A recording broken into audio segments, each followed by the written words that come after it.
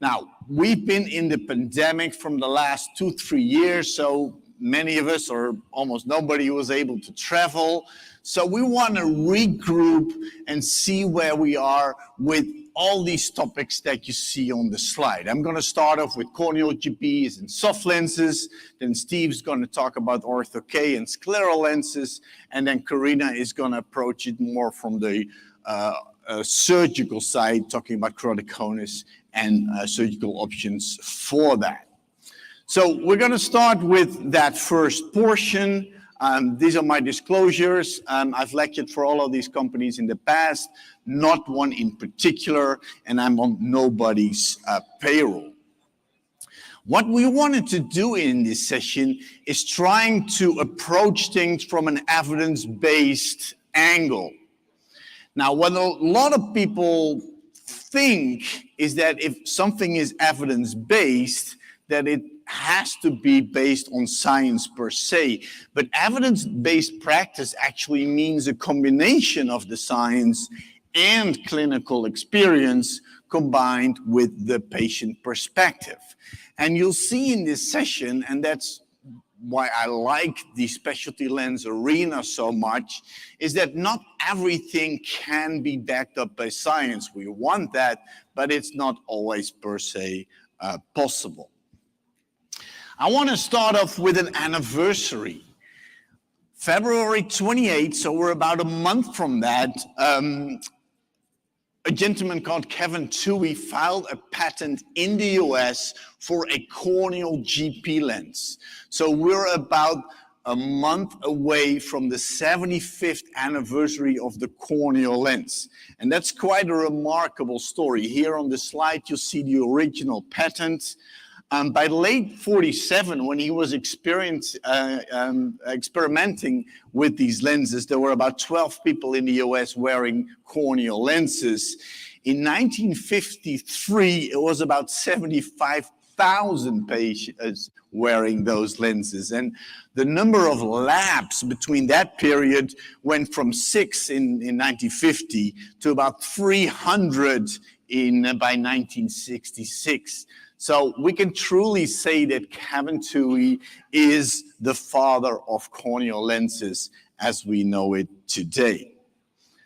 Now, where are we with corneal GPs? This is in an international session, so I'll be referring a lot to this survey, which is initiated by Phil Morgan from the UK, and it looks at lens fits around the world, and we've been doing that for a couple of decades now.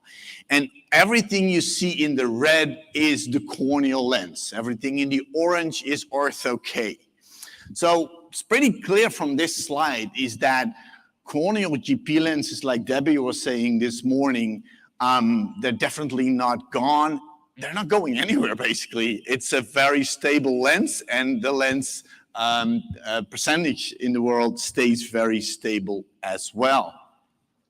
Now, if you dig a little bit deeper, a little bit over 1/3 of the lens fits is spherical. That also means that 2/3 of the rigid lenses, and that's the whole broad range, is some kind of specialty, a toric lens, a multifocal, which is still a big one, and also ortho-K.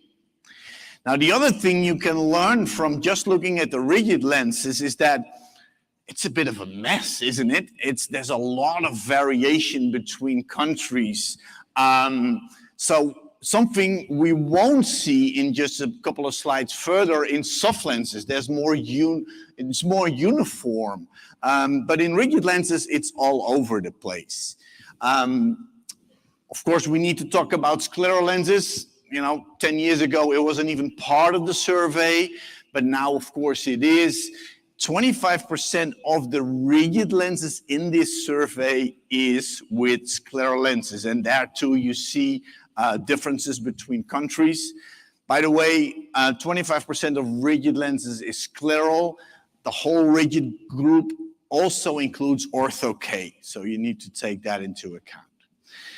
Like I said, here we see differences as well. We definitely see differences between the US and the rest of the world, and especially between US and Europe. To be quite frank with you, and let's keep that between us, I typically have 2 lectures when I talk on this topic of the irregular cornea. One for the US, where I typically are emphasizing that, listen guys, there's also corneal lenses and there's other options, because everybody is getting right into the scleral lenses, which is great, don't get me wrong, but there are other options, and I'll talk a little bit about that.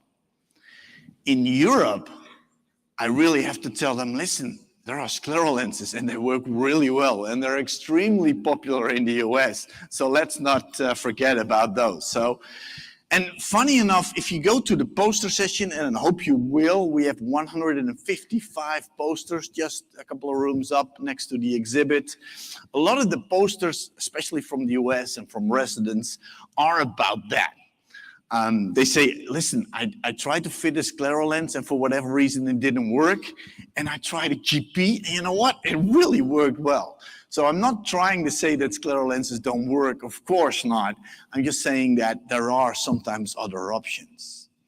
The other development or trend that in going through all the posters that we noted is that there's a lot of emphasis on corneal topography and free-form lenses also in that arena of corneal lenses. What I also did for this lecture, I have this newsletter. It comes out every month. If you're free to sign up for it. And I just went back to the last year to see what the developments are. What are people publishing on in the corneal GP arena? And it was actually 2 things. One is some of them, like this paper from Spain, they're trying to even further improve the visual acuity of these lenses, which already is very good. But the main thing, again, was corneal topography and trying to align the lens better with that ocular surface. I really like this study from Latin America, in Brazil and in Argentina. And they said, well, we don't have access to corneal topography as much as we would like to. And if we would, 92% said we would probably be able to fit more corneal lenses. So bottom line is that corneal topography is instrumental, and I think if there is a future, and I think there is, for corneal GP lenses, it has to be based on topography. Nice little study from Carina Koppen from Belgium, looking at the effect on the cornea by the various lenses. Corneal lenses having more effect on the anterior surface, scleral lenses more on the posterior surface. So a lot of emphasis on different forms and shapes of corneal topography. Now, if 10%, around 10% of the lens fits is corneal lenses, we're stuck with 90%, or a little bit less than that, 86% soft lenses. So we cannot avoid looking at that. What are the trends there? Well, what you really see is in the green an increase in the silicone hydrogel daily disposables, and the top arrow there is also silicone hydrogel. So that is the big trend. And again, you see some differences between countries here, but like I said earlier, it's much more uniform. You see pretty much the same trend across the board. 76% of patients that get fitted with a soft lens now around the world is receiving a silicone hydrogel. So much more uniformity also between the US and Europe. And it's all backed up by science. It's pretty well described. For instance, in the contact lens interior are clear reports that what the benefits can be of silicone hydrogels, although in all honesty, the chances of a corneal infection per se has not reduced, which is something that we were hoping for. And sticking to that clear report, there's a beautiful summary on the medical use of lenses by Deborah Jacobs. And it talks about bandage lenses. I'm not going to cover any of that really in this talk, because that's a different animal really. But I do want to talk about soft lenses for the rehabilitation of vision. What we saw yesterday in the International Forum of Scleral Lenses 2 is that there's much more keratoconus than we thought. It may be 5 to 10 times higher than we originally thought, based on this paper, at least from the Netherlands. In the Middle East, it may be even much higher than that. So we see more keratoconus, but because, again, of corneal topography, we have much better ways of actually analyzing that.